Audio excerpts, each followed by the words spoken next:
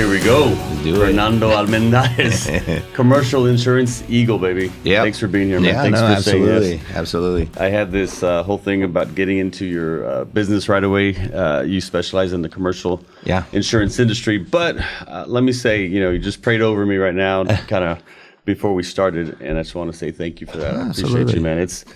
I was reading this or listening to this series about having your battle axe. Or the axe, right? Yeah. Whatever that is, the analogy is the lumberjack uses an axe to cut down trees, but if the axe is dull or unsharpened, it's going to be harder. It's going to be tougher for him to do his job of cutting down the tree. So in whatever business industry facet of relationship you may be in, that axe could be your skill, could be your personal relationship, could be your ministry, your calling, whatever it is, but it always has to be sharpened.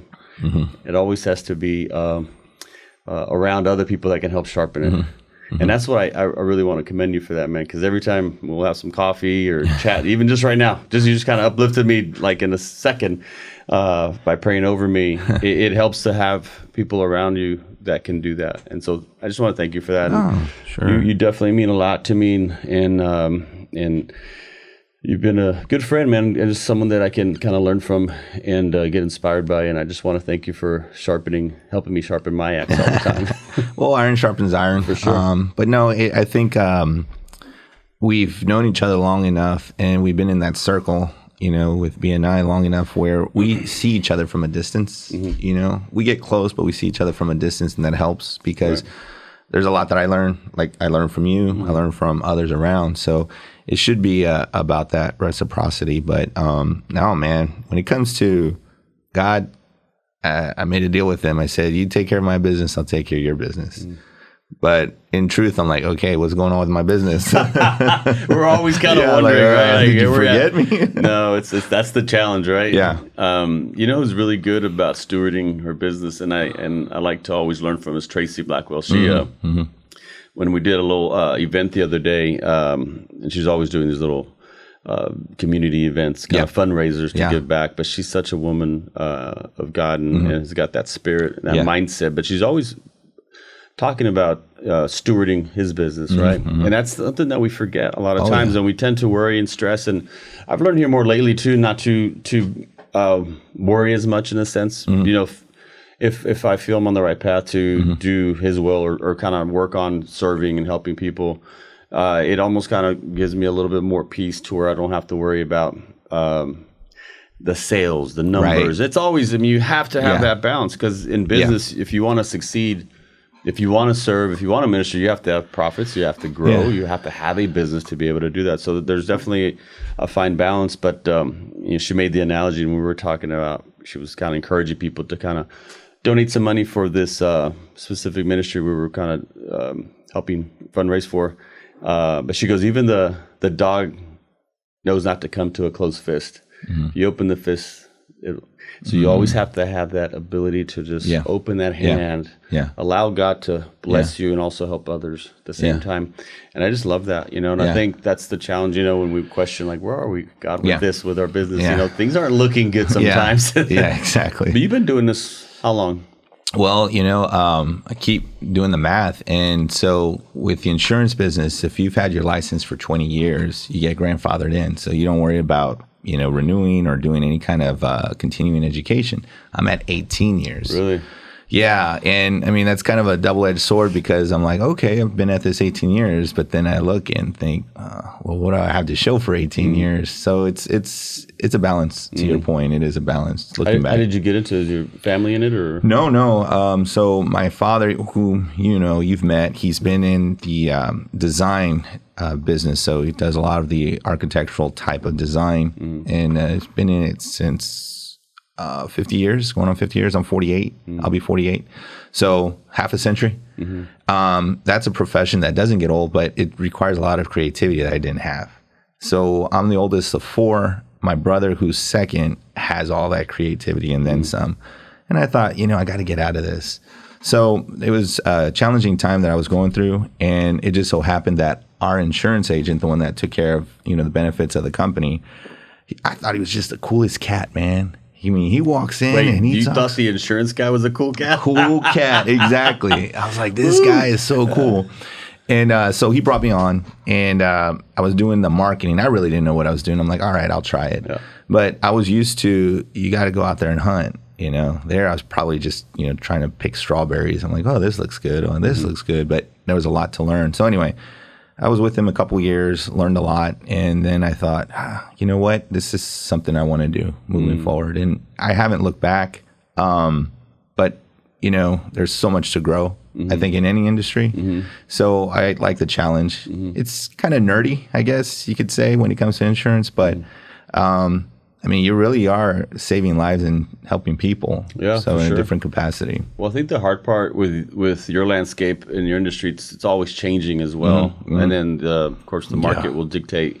It's funny, you just do commercial liability, correct? Is that your main? Yeah, that's probably You don't do like health or anything like that. I do benefits as well. So company benefits and things like that.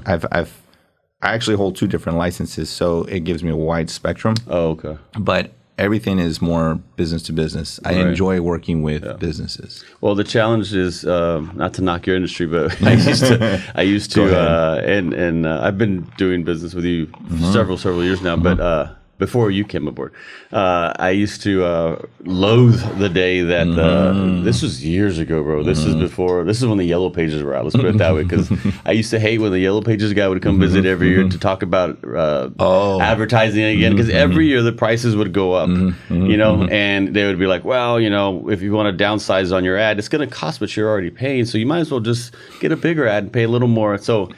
And then the same guy that had the same bad news would be the insurance guy, because every year the insurance would go up too. And I'm like, it's like Chris Rock says, well, if I don't use the insurance, shouldn't I get my money back? Yeah, but exactly. and it's good to have it, obviously, because I know one of my good friends told me too when I started off on my own. He said that the number one reason for bankruptcy is people that don't have insurance. And they get And insurance is really just for that worst case event. It's really what it is. It is. And it's going to offer you some protection, but at the end of the day, also peace of mind. I think that's really what a lot of people need and want.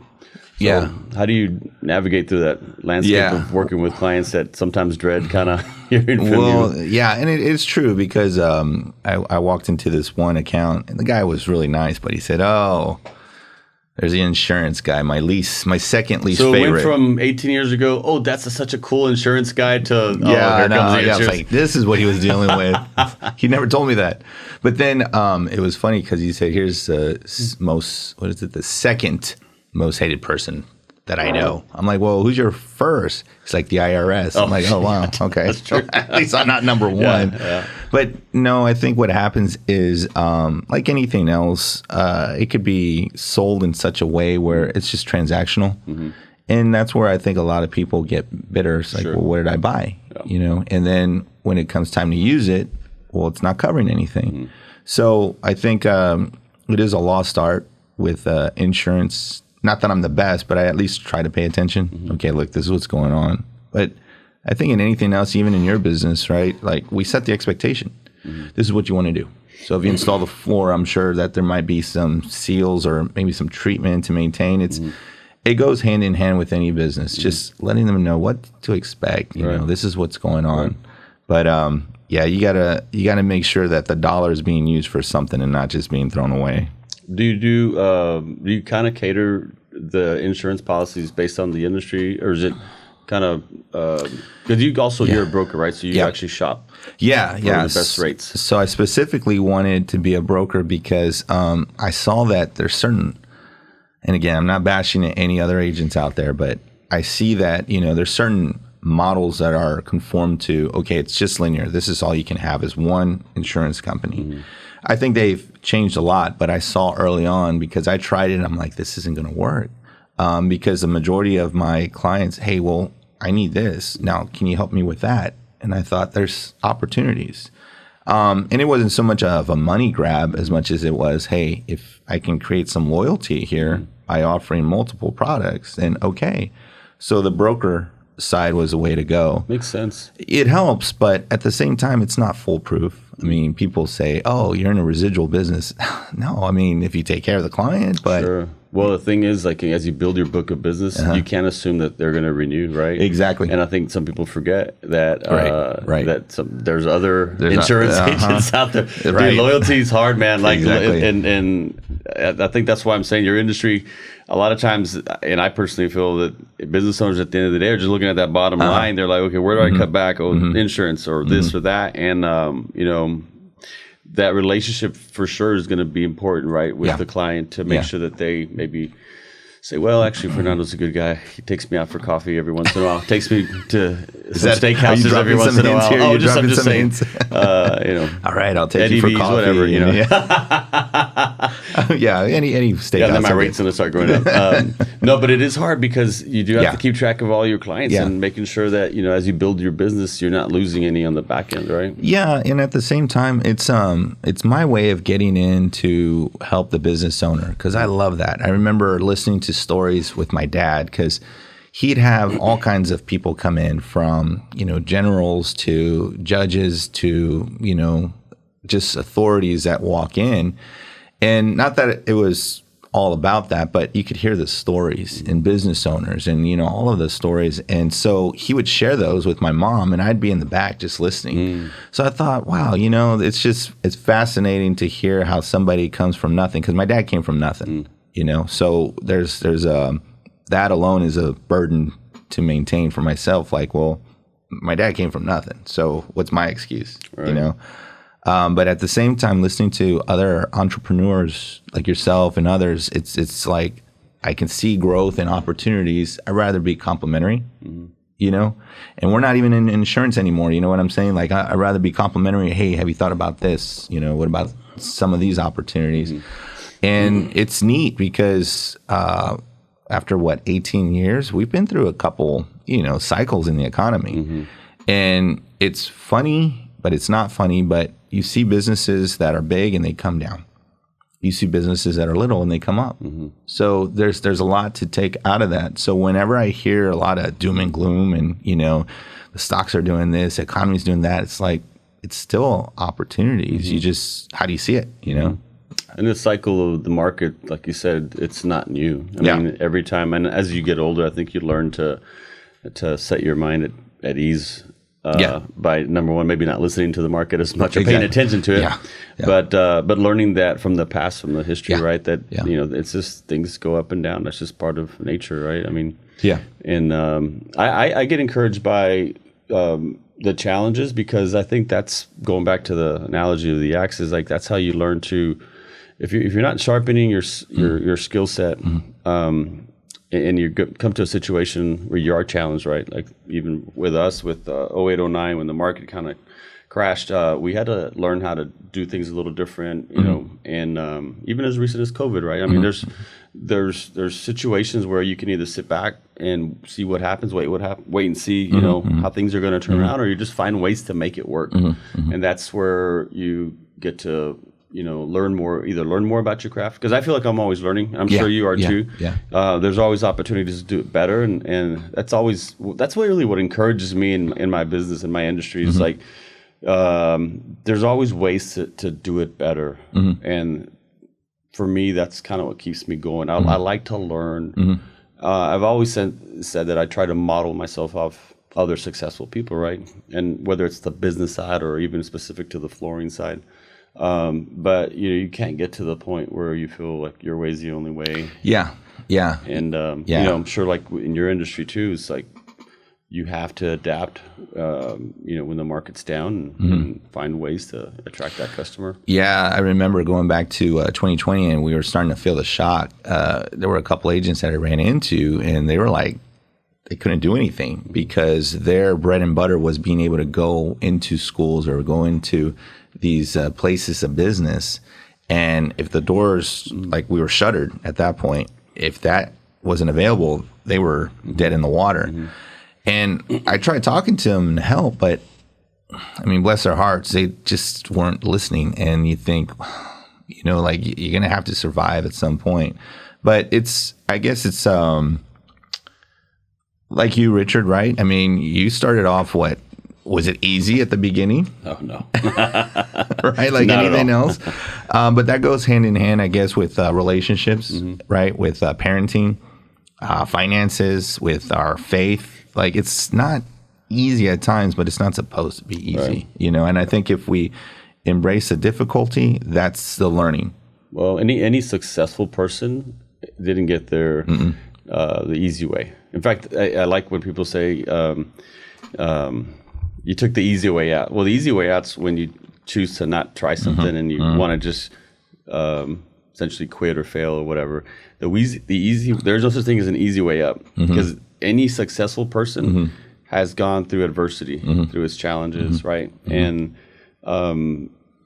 you learn and you adapt as you get older and you grow your business. Even now, I mean, I'm almost 30 years into doing this, brother. It's like, wow. I started when I was 20 years old. Well, looking back, do you feel like you would have done something different or done something else? No, I mean, actually, that's a good question. So different and else is two different things. So like different, I always feel like I am who I am because of the paths I've taken.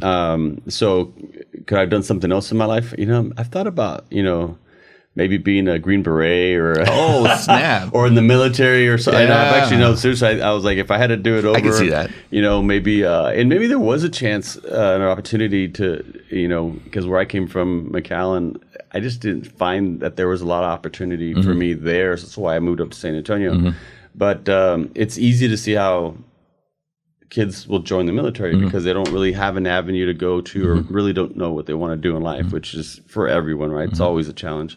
But I do I do like that that sense of adventure, maybe like to be able to, maybe do something even after you retire from military, DEA or something like that. Exactly. Of course, maybe it's because I see all these damn movies. And then I have friends that actually are in the military that or were in the military and then retire at 40 years old or 45 years old, and they go into that second part of their life. And we know a few also, right? But which is kind of interesting as well. But I mean, as far as doing something different, the way I've done it, sure, there's things I could have done better, but I mean, I think I've never lived in a state of regret. I feel like sometimes you do, maybe you miss out on this or that, or you could have, done something a little different. But I always try to have the mindset of not being regretful, because each day you still have a chance to correct your path, right? And I don't know, I'm good. I mean, I'm good. I feel like I've been blessed. Yeah. And now what I'm trying to do is relate to my kids, some of the things that I've learned, right? So they can maybe learn a little better. They have to learn to be challenged too and go through their adversities. So I don't want to necessarily make it easy for them, but there is some info, some knowledge you can pass down, right? Yeah. No, I totally relate to that because I think that's our mission as a father, right? To make sure that they're prepared. So what does that look like? And they get to that age where you have to test them. Where are you at? Are you okay? Are you ready? And it does bother me sometimes because I think, man, they're not ready. They're not ready. How old are your kids? Well, my oldest is 27 now, and then I have a 26, 24, and a 15-year-old. Okay. Yeah, so it's a good range. But I mean, I look back 27 years ago with my first child. I'm like, wow, like I could have done things differently. Sure. I'm glad that she's still alive. But it's like anything else, business. But maybe you can agree to this, that it's not really mistakes, but there's just lessons, right? Sure. We learn from it, avoid it. How can we do better? Yeah. That's the way I'm trying to see things with those set of glasses, because you get stuck in the past, man. You got to let it go. For sure. Yeah, you have to. Yeah, I agree with that. I think as you see your children get older too, it's interesting to see how they manifest into their own personality. Well, you see their personalities when they're young, but as they become older and start maturing, I'm actually enjoying that part of this stage of my kids' lives right now. There's always been fun stages, and mine are essentially they're between my oldest and my youngest, they're 5 years apart. So, but they've always been kind of, you can see them kind of grow similarly, differently, but around the same time frame. Right. And it's just interesting how The time flies, man. Oh my gosh. I was reading, or was it reading something, or I was watching something the other day, and this guy asked this other gentleman, did you think you were going to be this old this quick? You know what I mean? Like, I can't remember, of course, when you're younger, everything's like time's slow. It's like you can't wait to be 16 to 18, 21. But then there comes a period where all of a sudden now you're 50. You're like, what the hell? Where'd the time go, man? It's like, and it has a different mindset, it gives you a different mindset just looking forward, right? And you start looking at the days you may have left or the time. And I want to live to 85 maybe. Okay. Maybe not too old. Like, I don't want to be 100 and be kind of... Or healthy, yeah. You want to be healthy, know. I always joke about, if I get to the point where I'm kind of sick and, don't pull the plug on me, just put me in a corner somewhere. I want to be able to see what's facing everybody, not facing the corner. But I want to be able to live and have a healthy life for as long as I can. But it just goes by quick, man. Yeah. It goes by so fast. Yeah, yeah. And it just gives you a whole different perspective sometimes, It does. And it does. Like it's a little scary. Oh, for sure. It's a little scary. And I don't know how you deal with that, but do you do anything like to try to, speaking of health, keep yourself in shape? Yeah. You try. I think, I have injuries that limit me. So, I call it my modified workout. But, what we used to do 30 years ago, right? 35 years ago, it's like you don't have to keep doing it that way. You don't have to keep beating your body up. Right. But again, we learn different ways to do things better. And so I had an injury, and it was my left pec. Yeah, I probably could have gotten surgery, but for what? How long ago was this? Ooh, this is probably going on 9 or 10 years now. Not that it matters. Yes, there's certain things I can't do, but that's if you try to lift heavy weight. Right. Well, what am I trying to prove? Sure. Right. But I think that goes hand in hand in life. Like, what are you trying to prove? Okay, so you can't do what you used to. Doesn't mean that you can't do something else. True. And you kind of learn, and I'll throw in parenting, because I really do enjoy being a father. But like my oldest, the older ones, because there's 3 girls are the older ones, and then my son. The older ones are like, Dad, you were never like that to us. Dad, you need to do something. I'm like, go ahead, step in. Let's see how your parenting skills are, on your little brother. But to me, it was a different time, so it was a different need. Right. So here we are now. What's the need? Right. What is the need? So I try to look at things that way. How can I apply it in my home? But how can I apply it outside my home? How can I help clients? And it just keeps going round and round. Right. Does that make sense? Yeah, for sure. I mean, just a part of that nurturing ability that you have also, I think, to number one, you relate with people really well. I know, like when you were going back to BNI, like with the networking stuff, building those relationships there have been so important, I think, to help grow your business. Do you network outside of that? Yeah, I do a lot of networking outside. I think, to be honest, and going back to Tracy, T Blackwell Insurance, putting a plug in there. But she challenged me because I came in with 1 seat. I don't think you were there. Maybe you were, but it was benefits. So health benefits for groups. And then the other person that was handling the commercial insurance left, and she said, hey, you might want to think about this. And she'd been really cool. And I'm glad to have people like her, because genuine guidance. Why don't you try this? I'm glad I did. But I never got into the networking deal until my client, who's a retired ophthalmologist, he said, you might want to try networking. I'm like, okay. Because I was doing what my dad did. Referral by mouth, just trying to be like that. But I realized it goes only so far, right, at least for what I was doing. Right. And so I accepted the challenge, but it was done in such a gentle and welcoming way. I'm like, sure. So then I started to realize, it is possible for multiple agents to be able to do business together. Yeah, it is possible to get along. I admire that about, your profession. There's so many different lanes you can be on, but and sometimes you kind of crisscross those lanes, but it's not a scenario where, only stay in your lane and don't come towards mine or whatever. And I think the beauty to our group anyway, at least from what my experience is, there's a lot of very unselfish people in there that want to help each other out, even though they're in the same, industry, if you will. And I have, a few that do the same thing I do, right? Not necessarily flooring, but like remodeling, but we're always trying to kind of help each other out so we can kind of figure out ways to do it better and stuff. And it goes a long way, right, Richard? I mean, we're in a place where you give, so you're not able to help that person, but you give some nuggets that they can use. Well, then they're going to talk about you to somebody else. So it goes a long way. It's not like, I didn't get that win. No, it's like, okay, it was a win because I was able to shed some, good information. They're able to use it and apply it. Go, And I think that's important because if like you refer anyone to me, I know immediately I got to take care of them.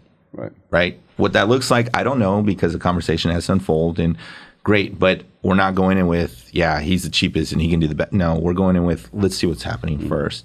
Same with you, if I bring somebody, I think that's important because that's where, whether it's in our group or anywhere else, I try to take that with me. Like, okay, here's what I'm promising you. You have me, I'm a resource professionally. This is what I can give consistently, meaning like good information. Now, whether I'm able to do a deal or not, I'm not promising that, but I'm at least promising that they're going to have whoever you send my way is going to be wiser leaving. Not that I'm wise, but you know what I'm saying. What's the biggest challenge, though, trying to acquire those new clients? When it comes to new business, I think, I've been very fortunate that I spent time to really study, what works for me. So if you were to ask me, hey, what's the ideal client? I'll look at referral partners. I'm like, look, if you can connect me to A, B, C, and D, that's all I need. Because that's all I really need for an effective networking team. What are good referral partners for you? Good referral partners would be like a commercial realtor, commercial lender, business CPA, and then also a business attorney. Those four are very helpful for me because they have clients that need to talk to an insurance agent. So I can complement them just as well, sending my clients or referrals over to them. So they're just natural referral partners. Those are great. That's like a great power team, but I learned how to be a little more effective versus Richard, I need you to send me, this person in this criteria. That's a one-off, hard, that's a one-off. Yeah. It's hard too because like in the different industry, like in my industry, I always found it hard to try to refer, like the lady that does or she was in the group that did hospice, I was like, okay, by the way, if I'm working with a client, by the way, if you have someone that needs hospice, care, call this person. So it's challenging, right? And I always try to, have my ears open, if you will. And I think I have my natural referral partners that are in the trade industry, so it becomes a lot easier. Right. But learning more about, what to look for, such as like your four, key people that you think work really well for you, that's good to know. That's good to know because I do know anyone in that and everyone in that. Right. And the conversation goes a lot easier because those, the expectation, that wall is down. We're able to have very casual conversation like, oh, you know what? Yeah, I'll introduce you later. I'll connect you later. Great. So that's, call it a secret, but I found that to be very effective. So if I go into like a mixer or a networking group, I go to whoever the point person is, if it's the president or a committee member or whoever it is. Hey, can you point me out to, and I'll tell them these four people. And they're like, well, we got two here, so it's over there. Go over there. All right, and I talk. How do you sell though? I find it hard because you're always selling in anything you're doing. There's some sort of sales involved, right? Yeah. How do you actually go about? I'm assuming you don't have a sales pitch. Maybe you do have a sales pitch, but how do you kind of, insurance again? I just say that's why I say it's one of the most challenging industries. Because I don't think unless someone comes to you, but for you to go out and try to get new business, how do you approach that? What is it you do? Well, it's insurance is kind of like that out of sight, out of mind. Right. But when you bring it up, you know what? My insurance is going to be coming up. Or, somebody has a story. It might be good, it might be bad, but they have a story. So it's kind of like tapping into the story. So a lot of times it might be just a timing. Because, hey, I just renewed. Okay, great, So it's my job to keep them in mind for the future. Or, I have a friend who's actually looking and they just started their business and maybe you can help them out. Yeah, sure. Do you find that people are sometimes stubborn and not wanting to get any insurance in business? I think that, I feel like there's actually a lot, I don't know what the percentage is, but I feel like there's businesses out there that probably don't have any, maybe because they're not required, depending on what kind of business they're doing. A lot of times people are needing to do it if they're doing certain contracts with certain entities, right? But I think that's something, it's almost like health insurance. Like people are like, I'm not going to get health insurance. I don't need it, whatever. But that's I would say that it's more about just the awareness because I don't need to really get an attorney involved right now, or I really don't need to get my CPA, or I don't really need. You don't need any of that until you need that, So I think I'm assuming the sales process on your end is telling these business owners that this insurance is going to offer you some protection, basically at the end of the day for whatever assets you may have. And I learned actually, gosh, this happened. So I've been using you probably I think like 4 years now. Okay. 4 years, 5. But I've had insurance for the longest time because even when I used to do government work, that was a requirement. So I always kind of was used to having it every year. Right. But about 10 years ago, man, I had farmers at the time, I think it was. And the benefit of having this insurance was I had a guy that was going to a landfill to dump some trash. He was pulling my truck with our trailer full of trash. And he calls me, I'm at my office, and he's over off 90 West going towards that landfill over there. And he says, hey, man, your truck's stalled, and I'm on the side of the highway. I go, what? And so he goes, yeah, I'm stuck here on the side of the highway. I go, okay, well, is it gas? He was like, I don't know. It just literally turned off. And so he kind of coasted to the side. I said, he goes, well, maybe it's gas. Let me go walk to the store. I said, well, go put the hazard lights on. So he goes, he goes to the store and comes back with a little container full of gas. As he's coming back, he witnesses a truck ram into the back of my trailer, causing a multiple vehicle accident. And so now he's calling me, Richard. He's like, dude, someone just landed into your trailer. There's 4 or 5 cars that are wrecked, and it's like all of a sudden this commotion. I'm like, holy crap.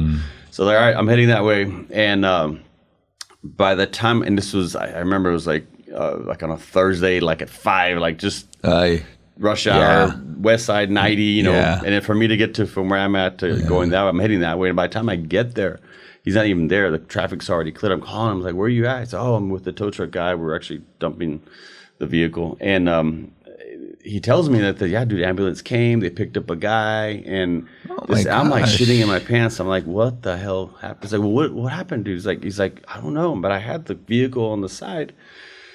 And of course, now I'm scared. I'm like, what's going on? And so get the insurance involved. Yeah. And I'll just fast forward to the meat and potato, or to the end. But basically, through all this lawsuit, because we were sued, and there were some just different, like, they never actually called me in for any type of questions or whatever you call it. What do you call it when the lawyers call you in for a deposition? Yeah. And they called in my driver, but at the end of the day, my insurance guy said, Richard, you got a $2 million policy, blah, blah. We're good. We got good attorneys.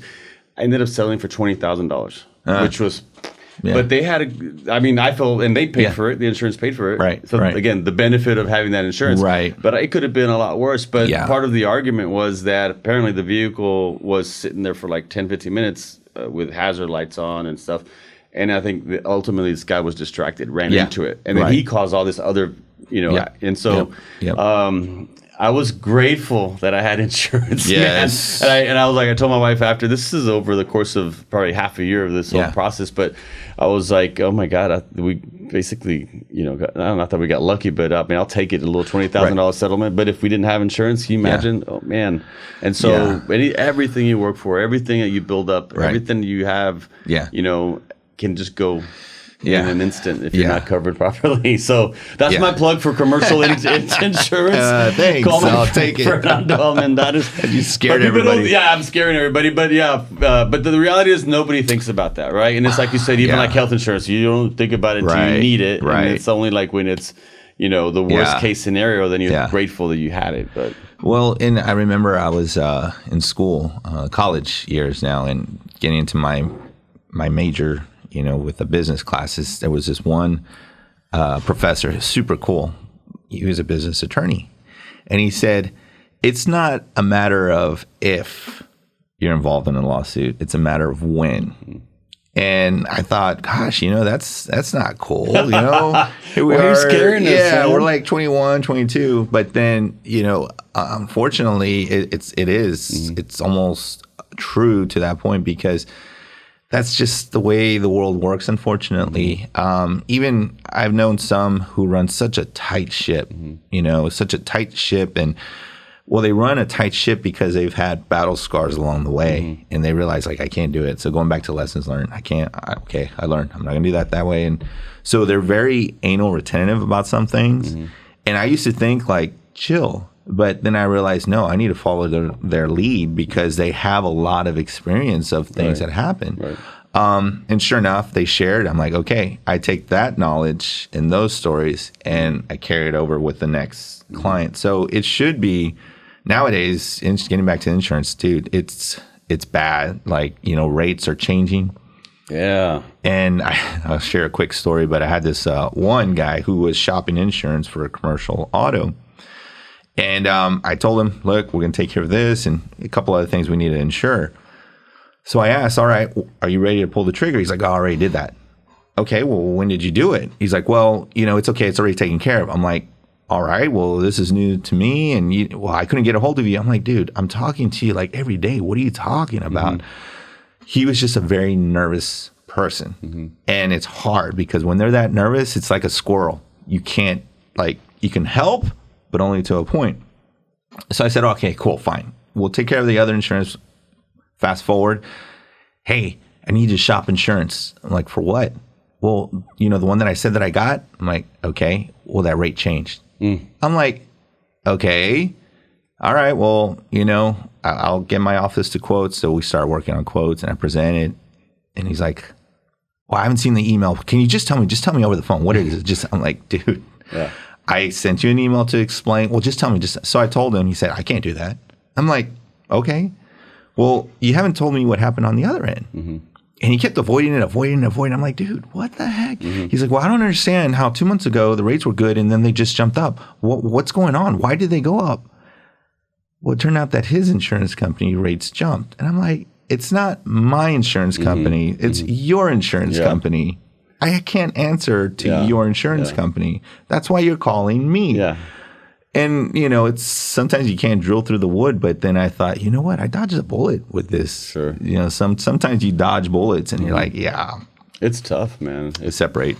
That's why I'm saying that in your industry, it's one of the worst ones to kind of deal with sometimes, unfortunately. But not that that your industry's particularly bad, but it's just that it's rough. It's rough, and again, it's always coming sometimes down to the numbers. When you look at your spreadsheets or your P&Ls and where can we cut back? Why does everything go up? But that's part of like owning a business. You have to kind of adjust for that, because there's always, even inflation, man, with everything.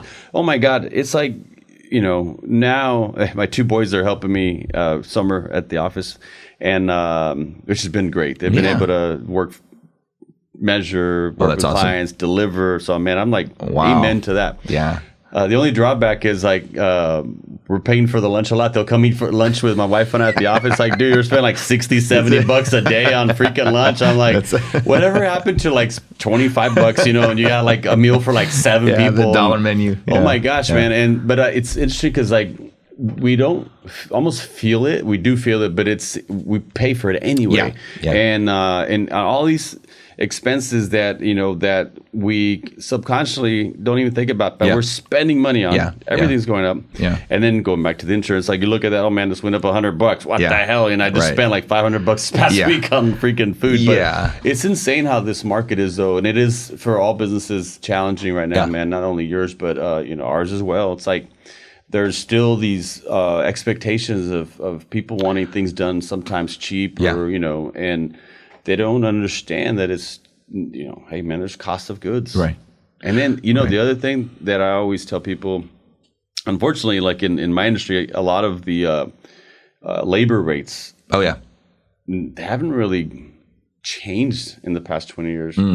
Now, part of it could be because of the labor market, there's a lot of, installers, tile installers, wooden floor installers. So, my guys, I pay them premium, but they've been with me for a long time and they do good jobs. Yeah. But you'll see a guy come in, I can do it for half. That can tell a customer, I'll do it for, literally half the cost on labor.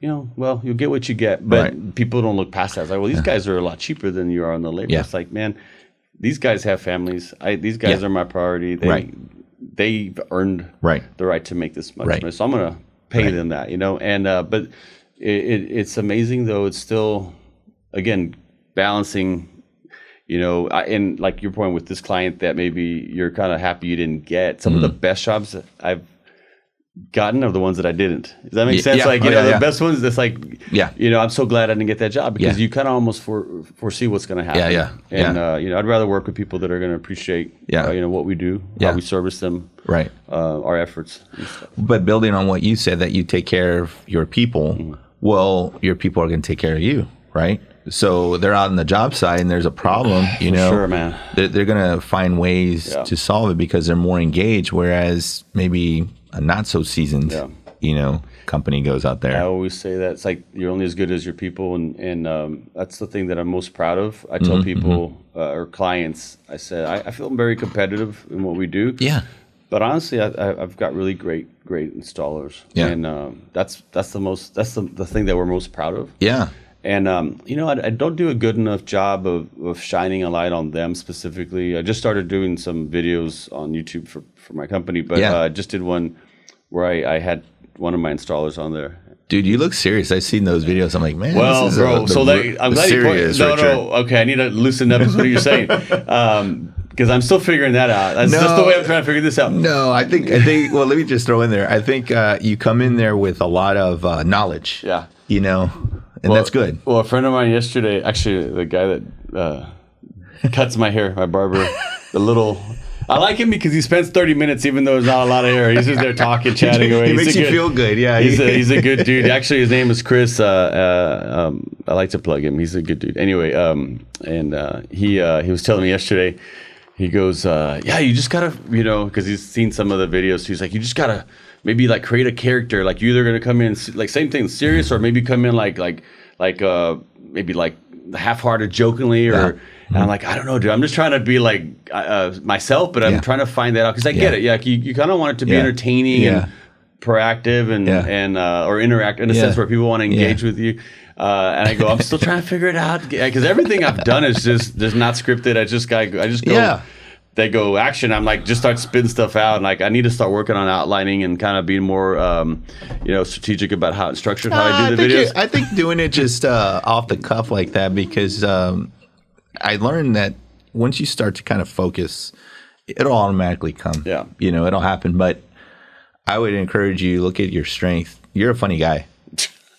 just go with it. I mean, your wife might not think so, but but the humor. Yeah. And that's kind of what people want to know. They want to laugh. Well, it's tough because my goal with that platform is to highlight people that I collaborate with, number one, and because I think that creates a win-win situation. Oh, yeah. And then also, of course, provide content of the products and services that we do for clients, right? Just making it valuable for potential client or existing client. Yeah. And but again, I just started doing it, and he was like, you should create like some sort of tagline at the end, like Araceli from, just around Loop 410 or do something, where like, oh, okay, that's your thing. But I don't know. Still figuring it out. We'll see. And that's why. But I don't want to be real serious in the sense to where people say, okay, this guy's like. This dude's boring. Yeah. No, I think you got a lot of, you use your hands a lot, so that helps. Dude, trust me, we talk about That's so hard. So you need a camera. You don't even need words. You don't even have to speak and just use your hands. I think I was telling you that the meeting the other day when I took my son to the meeting. Yeah. And I go, man, you did a good job, bud. Because he had to stand up and talk for 30 seconds or whatever, and kind of introduce himself. And I go, but you use your hands a lot. And I'm like, he kind of looks at me. I'm like, I think I use my hands a lot too. I think it's hard, man. I'm just kind of sometimes like animated. I use my hands a lot. Yeah, it's a work in progress, my friend. Well, we learn a lot from our kids, I think. But that is hilarious. And again, it's difficult. I mean, Richard, for me, as an example, how can I make insurance exciting? You can't. Like, it's pretty Dude, plain but Jane. someone inspired you to do this 18 years ago. What did he do? Was he dressed up in a fur coat what was it right, like a pimp? Bigger? Yeah, they got you all the chains and stuff. You know what was it? He did. That's a good question because it was just more of the presentation, and he positioned himself as I got this, and that's Confidence. a huge piece. Yes, so the huge peace of mind. So whenever I walk into a room, it's I got this, and people. I think you probably find this too, but we're not really owners of our craft. We all counsel. We're constantly counseling the other person. Because if it's, say a water damage situation for you, people are, they're wigged out. Oh, yeah. If it's, somebody, I remember getting some calls and then I felt bad because I'm like, I can't help you. But I'm listening to them for 30 minutes. Wow. At the end, I knew the answer at the beginning, but I had to let them just kind of vent. I'm like, no, that's okay. But what I ended up doing was saying, I don't have all the answers, but I do know somebody that does. I know a guy, and I would pray with him. Really? Oh, okay. yeah. Man, that's awesome, man. That's a thing, probably why you have that spirit of helping people, right? Wanting to generally, do what you do. And just to know, yeah. But I think most people would have probably been like after the first minute of that conversation, say, hey, man, I'm sorry, I can't help you, and move on to the next thing. But for you to sit there and listen for half an hour. But again, that goes back to being a good steward, right? Sure. I remember my pastor told me that in this life, you'll learn to master different things, but you're going to be a steward, right? So it's going to be time, it's going to be relationships, it's going to be finances, it's going to be your resources, and it's going to be, your business. Like you're constantly working on all of these things. So, a steward is a hard term to accept because people want to be the boss. I want to be the boss. I want to be the boss. Sure. Is it really about being the boss or is it about being an effective leader? And so we're leaders in different respects, right? Like you're a leader of your household. You're a leader showing the boys how to be good leaders. You're a leader to your guys, right? And it starts at the top, right? But using it according to the way God wants us to, that's the real key. Because I want to do it this way. Well, you shouldn't do it that way. Have you had this spirit about you since you started your business? I think so. I mean, I found Christ early on, and it's an interesting story because both of my parents, they came from very rough backgrounds, and when they got together, they decided, hey, this is what we want for our children, but God wasn't really the centerpiece at that time. So I grew into that, and then, like I said, I have other siblings. Well, they were born into that. There's a difference there. Right. You're introduced versus being born into it. So then I realized, there's a lot of principles that, for my kids, for example, there's certain things we're born into. But I think when I look at people, talk to people, I don't know, Richard, you tell me, but we all have a mask that we're wearing. We want everybody to think like, yeah, everything's fine. Everything's fine. But the truth is not everything is fine. Right. And I think if somebody is bold enough to bring up, okay, let's talk about it. What's going on in your world. That means all, everything in the world for that person. Because for that 1 minute, they're like, okay, this is what's going on. They can breathe. And like, we all carry all of these weights. Sometimes just a matter of being able to articulate that and kind of vocalizing that to help just kind of ease some of that. Yeah, because it might be just a really good conversation and this person just needed somebody to vent. Right? That's it. Is that what you do for me, Fernando, when we go on our coffee? I do, yes, I do. I was like, I think I'm going to schedule a time with Richard because he needs coffee. My counseling session over here. No, that's awesome, man. But again, it's how can we help others? Is at least that's the way I see it. Yeah. That's awesome. And so with your kids, do you have any grandkids yet? Or no. Okay. Yeah, that's the kind of the next phase probably coming up soon. But have you been able to kind of one of the things like with our boys anyway, it's funny because like when I got circling back to getting inspired by our kids sometimes too, like my oldest son's the one that kind of encouraged me to go back to church a few months back because we've been kind of off. Nice, Hey Dad, let's go back to church. Yeah. I was like, dude, like when your son has to tell you that, you know, it just tells you where you've kind of been off track a little bit, and that's sometimes hard for us, right? When you're always trying to live the good life and you know, be Christ-like or you know, be a good steward. Yeah. And it always often you only get to that place when things are rough. Yeah. Right. Yeah. And when things are great, business is good. You know, it's like you're, you know, you almost kind of distance yourself from it. Yeah. That's the challenge, man. It's like you always kind of be yoked really close to God and be consistent with this right here with it. And that's the challenge. But with kids anyway, I like the fact that they kind of help now encourage me too. And you know, I feel like we kind of tried at a young age to get them, you know, be good examples, kind of like what you're saying with your parents. But sometimes we fail and we kind of get off track. Yeah. But, you know, I get encouraged because I do get to talk to other people like you, right? That they kind of remind me what we need to be doing. I mean, dude, I think we're all there. You know, there's times in my life where I'm like, you know what, I don't want this. And, you know, you're angry. And maybe you're angry with God. And you can't really put it into terms, but I'm not talking to you. God, I'm not talking to you. You know, I just don't want to deal with it. And I think that's being real. We have to be real. We can't be hoity-toity. You know, that's not realistic. That's not practical. That's very superficial.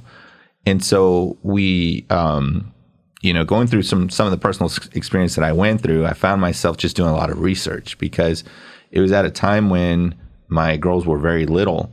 And I thought to myself, I need to do something. I need to do something for myself, and I need to do something for them. So I was on a mission to like, okay, well, it's not about me. It's about them.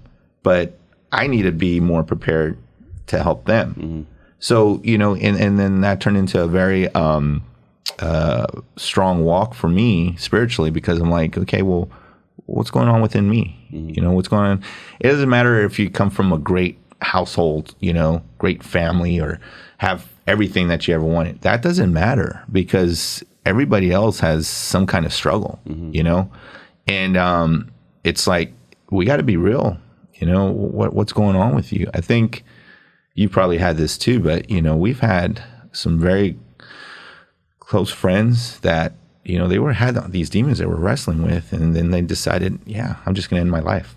And you're like, we should have been paying attention, or, you know, something could have given. It's not about parties and fun. It's not about that. So you start to see things in different light, but you hope to see it sooner than later because, like you said, time goes quickly. Everybody struggles, man, and it's hard because a lot of us, like you said, going back to masking it, we kind of hide it and always kind of try to paint a good picture, pretty picture. And that's the tough part is trying to, you know, really just reach out and kind of do what you're doing, just listening to people. I think that's super important, you know, obviously just on a personal side, and which is why you're good at just building these relationships even on the business side, because you're a good listener and you actually generally people say care. I don't listen. Well, generally care though, I think about people's well-being. I think, you know, that's it's tough. I mean, you see family, and if family means a lot to you and then somebody else's family is hurting, you aren't going to be there, right? If, you know, you have a business and you see somebody else's business hurting, you're going to be there. You know what I mean? You there's a lot of relatability. You know what's hard though? You know, it's kind of easy to say, from my point of view, that I'll be there for anybody. Yeah. And I genuinely mean that, right? Yeah. But then taking the time to actually reach out and call people is the hard part, because the days go by so quick nowadays, right? Yeah. And so we're always so focused on, you know, what we're doing with our work, with our business, with our family. Then it's all of a sudden the next day, and it's taking a step back sometimes is the hard part of, or taking time. Just to, like, even if it's a phone call to your mom or dad, or I've tried here lately because I'm super bad at this. I'll have friends that'll call me and just chit chat. We'll talk, and I'm like, I'm not really the proactive one. I'm calling, right? And I need to do a better job because, again, as much as I want to say I'm here for you, but like, are you? Am I? Because do I really reach out and say, hey, how are you doing today? And parceling out that time sometimes gets hard because we get so inundated with our own lives that it's really tricky. No, and I don't think we can't be hard on ourselves in that respect because I guess I'm more like that too, Richard, where if you and we didn't talk for a few years, when we started talking in the future, we're going to pick up where we left off, because there's just so much there. Mm-hmm. But I look to how, you can only offer so much, right? If people accept that offer, great. But, it's not all on you to be that vested because we do have a life to live. We have other things to do. Mm-hmm. And I think it's as long as the other person gets the message, okay, cool, thanks, man. And or if they know that you're there for them. Yeah, right? Yeah. Because I've had some friends where years go by and then they come around, and it wasn't like by coincidence. It was like divine providence where God's bringing the paths together. Mm-hmm. But then changing gears to more on the spiritual walk is how God He removes certain paths away from us, because maybe certain relationships we had at that time were maybe too toxic. Right. Or it was just, it was going to choke each other out that, God takes care of it. So he steers our path. And that's important because if we learn this here, we need to make sure our kids learn it because that if our kids get into toxic relationships, that's not good. Tell me who your friends are. Exactly. I know who you are. What's that saying? Tell me, who your friends are, and I'll tell you who you are. Yeah, kind of thing. That's tricky. And then you're right on with as far as being a parent, you're always consciously looking at who they're hanging out with. Yeah, it's tough, man. But it's a blessing when like you just want your kids to be happy, right? Mm-hmm. And want them to be successful. Yeah, and we can model as much as we can for them to kind of show them. What do you do for fun, brother? For fun, you know what? I call myself a foodie. So I like trying. I missed that. I forgot. You're a coffee connoisseur. What are you talking? And a foodie now, apparently. I'm a coffee fiend. That's what it is. Well, so you're usually not a Starbucks guy, though, right? I offered that for you because I was picking it up. So the only thing that I'll take from a Starbucks is their cold brew or their nitro brew because it's pretty good. Yeah. So I'm like, all right, okay, fine, I concede. My girlfriend and I will try different spots around town. Okay. And then if we travel, with the family going to different towns, I'm always looking at Yelp. That's my go-to. Like, hey, let's try this out. And actually this week, Postino. Have you ever been to Postino? Okay. So they have a couple locations, 2 or 3. One's at the Rim, Well, there's one on Broadway. It's a great date night, I would say. Okay. Go, dude. Okay. But they have this deal on Monday and Tuesday that if you go after 8, $25 gets you a bottle of wine and a board of like 4 different bruschetta. Okay. Different. That's not a bad idea. Wow. Yeah, you just make it fun. Like you should have like a YouTube channel, bro. Just post all these. Want to be serious like you and all of them. This is what you want. Use all your experiences on all the restaurants you go to, or a blog or something. Well, the good thing, and here's a fun fact, that San Antonio is becoming more of a mecca with the coffee scene. Is it really? Yeah. So we have all kinds of different.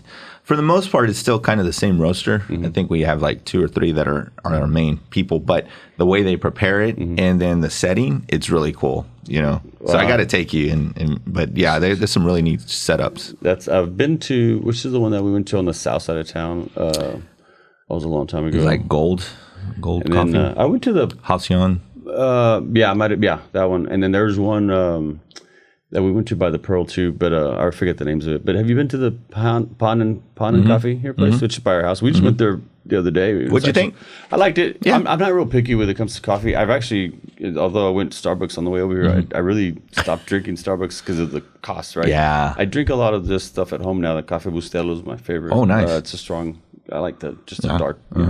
But we went to that Pan and Cafe place, or Pan, and but it was really good. They had the pastries and just more for us. It was my wife and I just go breakfast, hang out, and it's a nice little spot. Yeah, I mean, I'm not real particular, you know. I don't think I have that palate to be able to say, "Ooh, I don't like this coffee." Although I will say, like, I don't like any of like the fast food, like Whataburgers, McDonald's coffees. Yeah. Those you can like. Yeah. But as far as going to like all these different like coffee places in town, I'm pretty good with. I'll hook you up because your wife's like, oh my gosh.